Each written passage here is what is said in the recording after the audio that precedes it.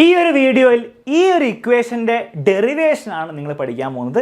പരീക്ഷയിൽ എപ്പോഴും ചോദിക്കാറുണ്ട്, രണ്ട് വെക്ടേഴ്സ് എയും ബിയും തീറ്റ ആംഗിൾ വന്നു കഴിഞ്ഞാൽ അതിൻ്റെ റിസൾട്ടിൻ്റെ എക്സ്പ്രഷൻ ഡിറൈവ് ചെയ്യാൻ അല്ലെ എക്സ്പ്രഷനിലേക്ക് അറൈവ് ചെയ്യാനൊക്കെ പറയും. അങ്ങനെ പറഞ്ഞാൽ നിങ്ങൾ ഇതിൻ്റെ ഡെറിവേഷൻ ചെയ്യണം. അത് കംപ്ലീറ്റ് ഈ വീഡിയോയിൽ ചെയ്തിട്ടുണ്ട്. നിങ്ങൾ ഈ വീഡിയോ അവസാനം വരെയും കാണാം. എങ്ങനെയാണ് പരീക്ഷ ചോദിക്കുക എന്നുള്ള കാര്യം കൂടെ ഞാൻ കൊടുത്തിട്ടുണ്ട്. പക്ഷേ പരീക്ഷയിൽ ഷുവർ ക്വസ്റ്റ്യൻ ആണത്. 3 to 4 മാർക്സ് വരെ ഈ ചോദ്യം ചോദിച്ചാൽ നിങ്ങൾ എല്ലാവരും വൃത്തിക്ക് ചെയ്യാൻ പഠിക്കണം. ഈ വീഡിയോ നിങ്ങൾക്ക് യൂസ്ഫുൾ ആയെങ്കിൽ തീർച്ചയായിട്ടും നിങ്ങളുടെ ഫ്രണ്ട്സിനൊക്കെ അയച്ചു കൊടുക്കുക. ഈ ഡെറിവേഷൻ നമുക്ക് എന്ത് ചെയ്യാം, സ്റ്റാർട്ട് ചെയ്യാം. ഇനി പരീക്ഷയിൽ ചോദിക്കുന്ന ഇടയ്ക്കിടയ്ക്ക് ചില വർഷങ്ങളിൽ ചോദിക്കുന്ന ഒരു ഇമ്പോർട്ടൻറ്റ് ക്വസ്റ്റ്യൻ ആട്ടോ. ദിസ് ഇസ് വെരി ഇമ്പോർട്ടൻറ്റ്, ഓർത്ത് വെക്കാം. This is very important. Okay, very important. Okay, പരീക്ഷയിൽ ഒരു ഡെറിവേഷൻ ചോദിക്കും.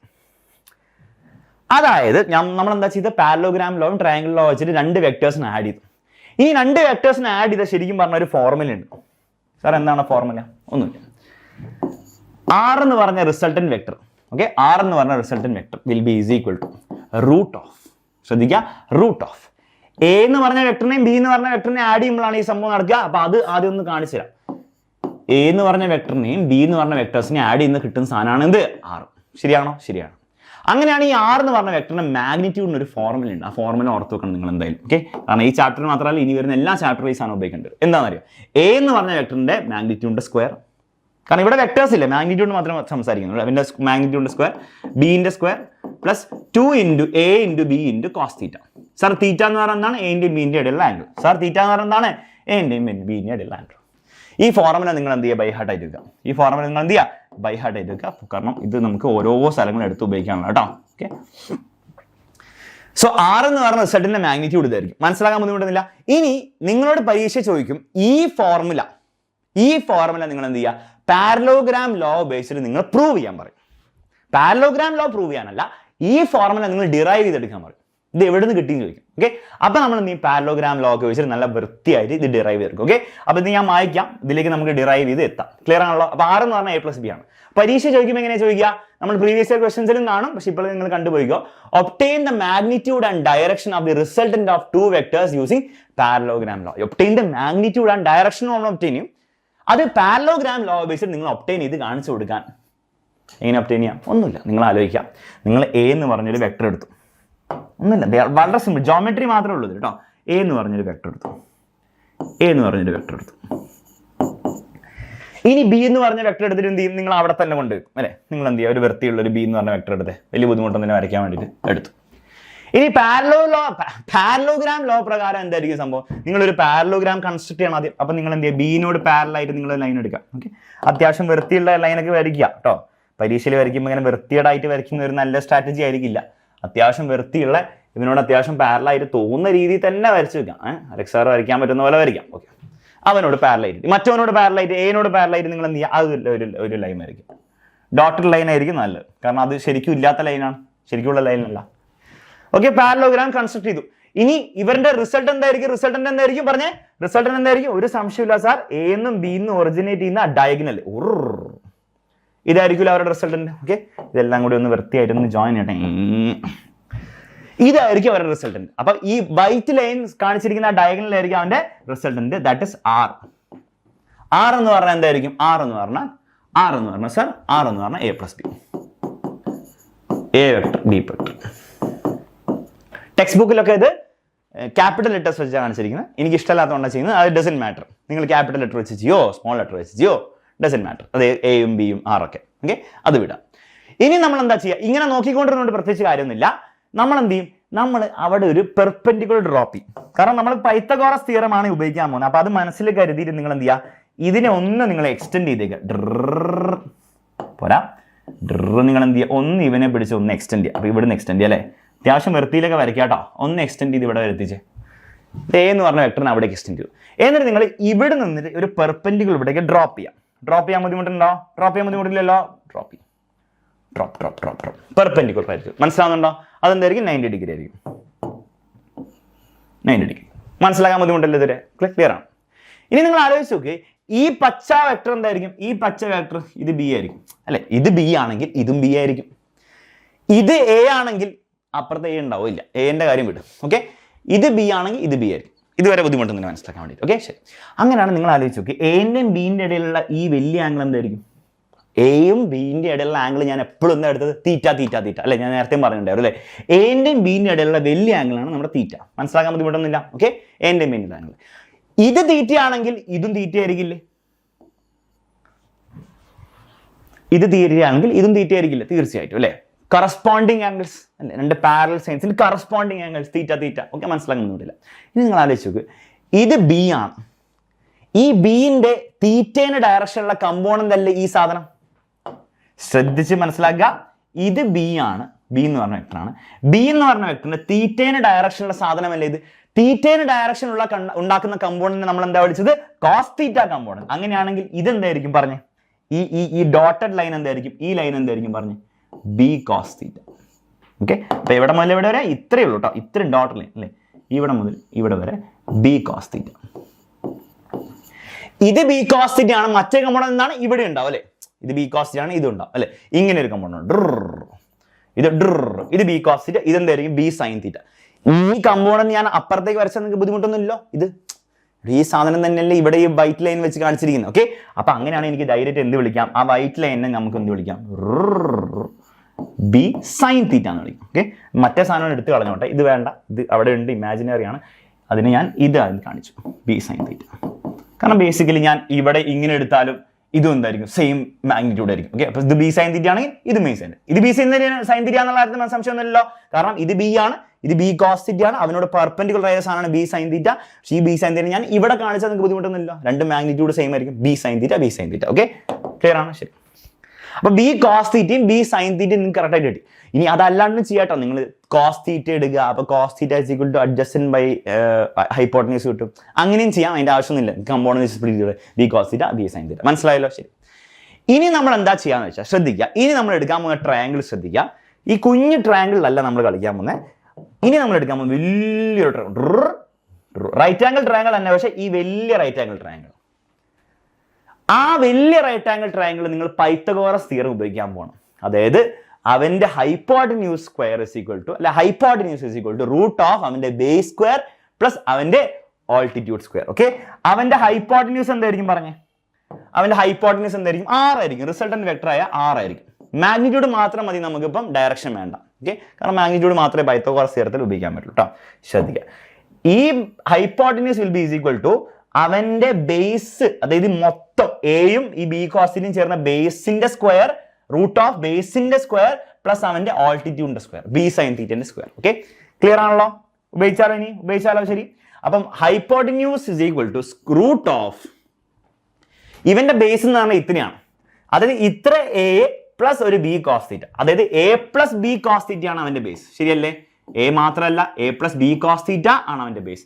അതിന്റെ സ്ക്വയർ പ്ലസ് റൂട്ടിന്റെ ഉള്ളിൽ തന്നെ അവന്റെ ഓൾട്ടിറ്റ്യൂഡിന്റെ സ്ക്വയർ. ഓൾട്ടിറ്റ്യൂഡ് എന്താണ്? ഇതായിരിക്കും height. Height height high square. Height എന്തായിരിക്കും? ബി സൈൻ തീറ്റ ആയിരിക്കും. ബി സൈൻ തീറ്റന്റെ square, B sine theta whole square. അഥവാ B square sine square theta എന്ന് എഴുതിയാൽ ബുദ്ധിമുട്ടൊന്നുമില്ല. സ്ക്വയറിനെ ഞാൻ ഹോൾ സ്ക്വയർ എന്ന് എഴുതേണ്ട ആവശ്യമില്ല. ഇനി ഇവിടെ നമ്മൾ എക്സ്പാൻഡ് ചെയ്തേ പറ്റുള്ളൂ. A plus b whole square നമ്മൾ എക്സ്പാൻഡ് ചെയ്ത് എന്തായിരിക്കും കിട്ടുക? ആ രീതിയിൽ എന്താണ് ഇതങ്ങോട്ട് എക്സ്പാൻഡ് റൂട്ട് ഓഫ്. ഓക്കെ, ഇപ്പൊ തീരും. 2 സ്റ്റെപ്പ് സാധനം തീരും. റൂട്ട് ഓഫ് ഇതെങ്ങനെ എക്സ്പാൻഡ് ചെയ്യാം? ഒന്നുമില്ല, ഫസ്റ്റ് ടേമിന്റെ സ്ക്വയർ എ സ്ക്വയർ എടുക്കുക. എന്നിട്ട് നിങ്ങൾ സെക്കൻഡ് ടേമിന്റെ സ്ക്വയർ എടുത്തോ അല്ലെ? A square plus 2ab A square plus b square plus 2b എന്ന് എടുക്കും കേട്ടോ. അത് എ സ്ക്വയർ പ്ലസ് ഇതെന്താണ്? ഇതിന്റെ സ്ക്വയർ എടുക്കുക, B square A into B cos theta. അപ്പൊ ഇതിന്റെ എക്സ്പാൻഷൻ കഴിഞ്ഞു. പിന്നെ അപ്പുറത്ത് എന്തുണ്ട്? ഒരു B square sine square theta plus ഒരു B square sine square theta. കാണുമ്പോൾ പേടിയാവുന്നുള്ളൂ, സംഭവം വളരെ സിമ്പിൾ ആണ്. നോക്ക്, ഇനി നിങ്ങൾ ആലോചിക്കുക, R is equal to basically നിങ്ങൾക്ക് എന്തുണ്ട്? റൂട്ട് ഓഫ് ഒരു എ സ്ക്വയർ ഉണ്ട്, പിന്നെ ഒരു ബി സ്ക്വയർ ഉണ്ട്. ബി സ്ക്വയർ 2 ഉണ്ട് അല്ലേ?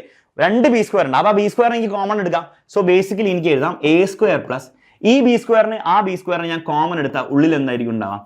ഈ ബി സ്ക്വയറിനുള്ളിൽ സൈൻ സ്ക്വയർ തീറ്റ ഉണ്ട്, മറ്റേ ബി സ്ക്വയറിനുള്ളിൽ കോസ് സ്ക്വയർ തീറ്റ ഉണ്ട്. രണ്ടും ഞാൻ എഴുതി വെച്ചു. പിന്നെ പുറത്തുള്ള, അപ്പൊ ഇത് രണ്ടും തീർന്നു, ഇതും തീർന്നു. ഇനി 2ab കോസ് തീറ്റയും കൂടി ബാക്കിയുള്ളൂ. 2ab cos theta, 2 into a into b into cos theta. ഇത്ര എഴുതി വെച്ചു. ഇനി sine square theta plus cos square theta നിങ്ങൾക്ക് അറിയില്ലെങ്കിൽ നിങ്ങൾ അറിഞ്ഞു വെച്ചോ, അത് 1 ആയിരിക്കും. എന്താണ് sine square theta plus cos square theta? ഒരു ട്രിഗ്നോമെട്രിക് ഐഡന്റിറ്റി ആണ്, നിങ്ങൾ പഠിച്ചിട്ടുണ്ടാവും. എങ്കിലും നിങ്ങൾക്ക് അറിയില്ലെങ്കിൽ സൈൻ സ്ക്വയർ തീറ്റ എന്ന് പറഞ്ഞ സാധനവും കോസ് സ്ക്വയർ തീറ്റ എന്ന് പറഞ്ഞ സാധനം ആഡ് ചെയ്ത് എപ്പോഴും നിങ്ങൾക്ക് കിട്ടും 1 കിട്ടും. അത്രേ ഉള്ളൂ. അപ്പോൾ ഈ സാധനം 1 ആയിപ്പോയി. അപ്പോൾ എഴുതേണ്ട ആവശ്യമില്ല. അപ്പോൾ basically a square plus b square plus 2ab cos theta കിട്ടും. So that means r is equal to root of a square plus b square plus 2ab cos theta. ഇതായിരിക്കും നമുക്ക് അവസാനം കിട്ടാൻ പോകുന്ന ഫോർമുല. ഈ സാധനം ഞാൻ ആദ്യം എഴുതി തന്നല്ലേ, ആദ്യം ഞാൻ ഒരു പ്രൂവ് ചെയ്യണം എന്നൊക്കെ പറഞ്ഞ് എഴുതി തന്നില്ല, അത് ഈ സെയിം സാധനമാണ്. നിങ്ങൾ ബാക്ക് അടിച്ച് കണ്ടാൽ മനസ്സിലാവും. അപ്പൊ റിസൾട്ടിന്റെ മാഗ്നിറ്റ്യൂഡിന്റെ ഫോർമുല എന്താണ്? ഇത് ബൈഹാർട്ട് ആക്കി വെക്കണം. Root of a square plus b square plus 2ab cos theta. എല്ലാം റൂട്ടിന്റെ ഉള്ളിലാണ് വരുന്നത്. റൂട്ട് ഓഫ്, ഒന്ന് എഴുതി പഠിച്ചോ, root of a square plus b square plus 2ab cos theta. Clear ആണോ? ക്ലിയർ ആണോ? ശരി, ഈ ഫോർമുല പഠിക്കും. അപ്പൊ ഈ ഡെറിവേഷന്റെ ഫസ്റ്റ് പാർട്ട് കഴിഞ്ഞു. ഇനി ചെറിയൊരു കാരണം കൂടി ക്ലിയർ ഉണ്ട് നമുക്ക്. ഇത് മാഗ്നിറ്റ്യൂഡ് മാത്രമേ എന്നുള്ളൂ, റിസൾട്ടിന്റെ മാഗ്നിറ്റ്യൂഡ്. പക്ഷെ റിസൾട്ടിന് എങ്ങോട്ടാണ് സാർ പോയിന്റ് ചെയ്തിരിക്കുന്നത്? ഡയറക്ഷൻ പറയുന്നില്ല. കാരണം ഇത് മാത്രം നോക്കി നിങ്ങൾക്ക് ഡയറക്ഷൻ കണ്ടുപിടിക്കാൻ പറ്റും. ഇങ്ങനെ നോക്കിയിരിക്കേണ്ടത് മാഗ്നിറ്റ്യൂഡ് കിട്ടും, അല്ല 3 ന്യൂട്ടനോ 5 ന്യൂട്ടനോ 10 ന്യൂട്ടനോ ആയിരിക്കും. പക്ഷെ ഡയറക്ഷൻ കൊണ്ടാണ്, ഡയറക്ഷൻ സാർ ഇങ്ങോട്ടേക്കാണ്. അതെങ്ങനെ നമ്മൾ പറഞ്ഞു കൊടുക്കുക? അത് കുറേ രീതിയിൽ പറയാം. ഏറ്റവും സിമ്പിൾ രീതി എന്താ പറയുക? നമ്മുടെ ടെക്സ്റ്റ് ബുക്കിലൊക്കെ ആവശ്യമുള്ള രീതി എന്താ അറിയാം? നിങ്ങൾ എ എന്ന് പറഞ്ഞ വെക്ടർ, എയും ബിയും ആഡ് ചെയ്യല്ലേ, അപ്പൊ എന്റെ ഡയറക്ഷൻ ഓൾറെഡി അറിയാം, ഇങ്ങോട്ടാണ്. അപ്പൊ എയുമായിട്ട് ഈ റിസൾട്ടിന് ഉണ്ടാക്കുന്ന ആംഗിൾ, ഇത് റിസൾട്ട് ഉണ്ട്, വൈറ്റ് ലൈൻ റിസൾട്ട് ഉണ്ട്. എയുമായിട്ട് ഉണ്ടാക്കുന്ന ആംഗിൾ തീറ്റ അല്ല, അതിനെ നമുക്ക് ബീറ്റ എന്ന് വിളിക്കാം. മനസ്സിലാക്കാൻ ബുദ്ധിമുട്ടുണ്ട്. ബീറ്റ, ആൽഫ എന്ന് വിളിക്കാം, ബീറ്റ നമുക്ക് ആൽഫ എന്ന് വിളിക്കണം. ഓരോ ബുക്കിലും ഓരോ ബുക്കിൽ ആൽഫ എന്ന് വിളിക്കാം. അപ്പൊ ആൽഫ എന്ന് പറഞ്ഞാൽ ഈ സാധനം, ഈ റിസൾട്ടിന്റെ എയുമായിട്ട് ഉണ്ടാക്കുന്ന ആംഗിളാണ് ആൽഫ. മനസ്സിലാക്കാൻ ബുദ്ധിമുട്ടില്ല. തീറ്റ എന്ന് പറഞ്ഞതല്ല, തീറ്റ എന്ന് പറഞ്ഞാൽ എയും ബിന്റെ ഇടയിലുള്ള വലിയ ആംഗിളാണ്. ആൽഫ എന്ന് പറഞ്ഞാൽ റിസൾട്ടിന്റെ വേവുമായിട്ട് ഉണ്ടാകുന്നതാണ്. ഓക്കെ, ആൽഫ എന്ന് വിളിച്ചു. അങ്ങനെയാണ് നിങ്ങൾ പറയാം. ആ വലിയ ട്രയാങ്കിൾ തന്നെ നിങ്ങൾ നോക്കിക്കേ. നമ്മൾ നേരത്തെ കൺസിഡർ ചെയ്ത വലിയ ട്രയാങ്കിൾ നോക്കിയാൽ ടാൻ ആൽഫ എന്തായിരിക്കും? Tan of alpha is opposite by adjacent. Opposite B sine theta, adjacent എന്നായിരിക്കും A plus B cos theta. ശരിയല്ല? അത്രേ ഉള്ളൂ, കഴിഞ്ഞു. നോക്കിക്കേ. അങ്ങനെയാണ് നിങ്ങൾക്ക് പറയാം. ആ വലിയ ട്രയാങ്കിൾ കൺസിഡർ ചെയ്താൽ tan of alpha is equal to എന്താണ്? Tan of alpha is equal to എന്താണ്? Opposite divided by adjacent. Opposite എന്താണ്? ഈ വലിയ ട്രയാങ്കിളിൽ ഓപ്പോസിറ്റ് എന്താണ്? B sine theta. B sine theta opposite B sine theta divide by adjacent എന്താണ്? Adjacent എന്ന് പറഞ്ഞാൽ എ അല്ല, ഈ മൊത്തമാണ് അല്ലേ? വലിയ ട്രയാങ്കിൾ ആണ്, ഈ ട്രയാങ്കിൾ എടുക്കുന്നത്. അപ്പൊ അതിൽ അഡ്ജസെന്റ് എന്ന് പറഞ്ഞാൽ ഇത് മൊത്തം ഉണ്ട്. അതായത് A plus B cos theta, a plus B cos theta. എയും ബി കോസ് തീറ്റയും കൂടെ ചേർന്നാലാണ് അഡ്ജസെന്റ് കിട്ടുക. So that means a plus B cos theta. ഇതായിരിക്കും ടാൻ ആൽഫന്റെ ഫോർമുല. ഇനി ആൽഫേന്റെ എടുക്കണമെങ്കിൽ നിങ്ങൾക്ക് എന്താ എഴുതാം? ആൽഫ ഇസ് ഈക്വൽ ടു ടാനിന് എടുത്ത് കളഞ്ഞാൽ അപ്പത്തെ ടാൻ അവിടെ പോയി നിൽക്കും. പക്ഷെ അവിടെ പോയി ടാൻ നിൽക്കുമ്പോൾ ടാൻ ഇൻവേഴ്സ് എന്നല്ല. So tan inverse of b sine theta divide by a plus B cos theta. ഇത്രയും നിങ്ങൾ പ്രൂവ് ചെയ്താൽ നിങ്ങളുടെ പണി കഴിഞ്ഞു. ഇത്രയും നിങ്ങൾ പ്രൂവ് ചെയ്താൽ നിങ്ങളുടെ പണി കഴിഞ്ഞു. ഈ ആൽഫയും കൂടെ നിങ്ങൾ പ്രൂവ് ചെയ്യണം. അതാണ് ഡയറക്ഷൻ കാണിക്കുന്നത്. അപ്പൊ ഡയറക്ഷൻ എന്താണ്? ആൽഫയാണ് സാർ. ആൽഫ എന്ന് പറഞ്ഞാൽ എന്താണ്? ആൽഫ എന്ന് പറഞ്ഞാൽ ഈ resultant, angle between resultant and first vector A എന്ന് പറഞ്ഞ വെക്ടർ. ഓക്കെ, ശരി. മനസ്സിലാക്കാൻ ബുദ്ധിമുട്ടൊന്നുമില്ല, സിമ്പിളാണ്. അപ്പോൾ ഈ ഡെറിവേഷൻ പരീക്ഷ ചോദിച്ചാൽ നിങ്ങൾ ഈ രീതിയിൽ തന്നെ ചെയ്യാൻ പരിപാടി തീർക്കാം. ഇനി ഇത് ട്രയാങ്കിൾ ലോ വെച്ച് ചോദിക്കാണല്ലോ, നിങ്ങളോട് ചോദിക്കുകയാണ് യൂസിങ് പാരലോഗ്രാം ലോ ആണ് 90% ചോദിക്കാം. നാളെ ട്രയാങ്കിൾ ലോ ഉപയോഗിച്ചിട്ട് ഈ സാധനം ഒബ്റ്റെയിൻ ചെയ്യാൻ പറഞ്ഞാൽ നിങ്ങൾ എന്താ ചെയ്യുക? ട്രയാങ്കിൾ ലോ അത് സെയിം അല്ലേ? നിങ്ങൾ ആലോചിച്ച് നോക്ക്. ട്രയാങ്കിൾ ലോ എന്ന് പറഞ്ഞാൽ എന്താണ്? ബേസിക്കലി നിങ്ങൾ ഈ ബി എന്ന് പറഞ്ഞ വെക്ടറിനെ നിങ്ങൾ ഇവിടെ വെച്ച് തുടങ്ങുന്നു, ഇത് വരയ്ക്കുന്നേ ഇല്ല, ശരിയല്ലേ? എ ഇങ്ങനെ വരയ്ക്കുന്നു, ബി ഇങ്ങനെ വരയ്ക്കുന്നു, റിസൾട്ട് എടുക്കുന്നു. ബാക്കിയൊക്കെ സെയിം അല്ല ചെയ്തിരിക്കുന്നത്, ബാക്കിയൊക്കെ സെയിം അല്ലേ? മനസ്സിലാക്കാൻ ബുദ്ധിമുട്ടുണ്ടോ?